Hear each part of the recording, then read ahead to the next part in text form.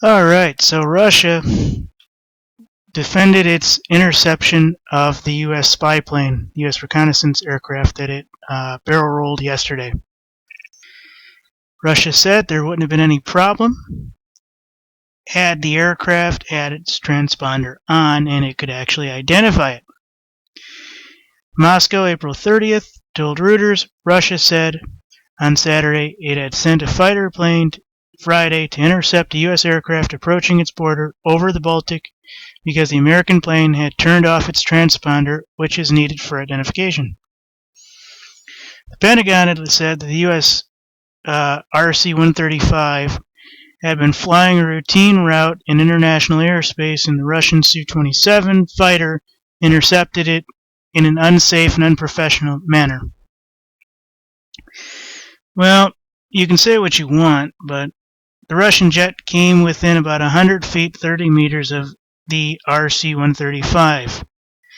And to basically trump its roll there, it had done a barrel roll, I believe, over the RC-135.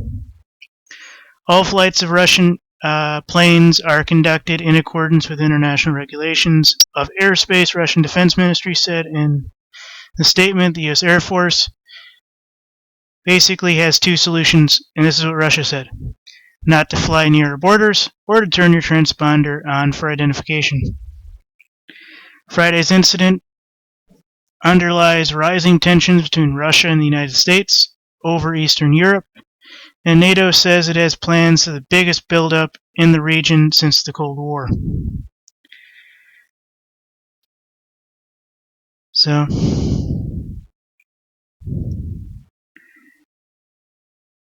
I agree. Turn your transponders on if you're not doing anything shady. Is what it is. The Kremlin denies any intention to attack the Baltic countries or any of the aircraft in the area, but says if they act accordingly, no further aggression need be necessary. So, what do you guys think? You think the transponder was on? I don't. Do you think it was routine? No. Do you think it was probably flying in some kind of unsafe airspace below where it should have been? Probably.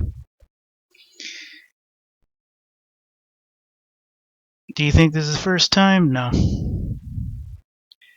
So it's really all about perception here. And Russia defends its interception of the plane and says the U.S. has two options. One, do not fly near our borders or any borders of any country we are currently in or, securing.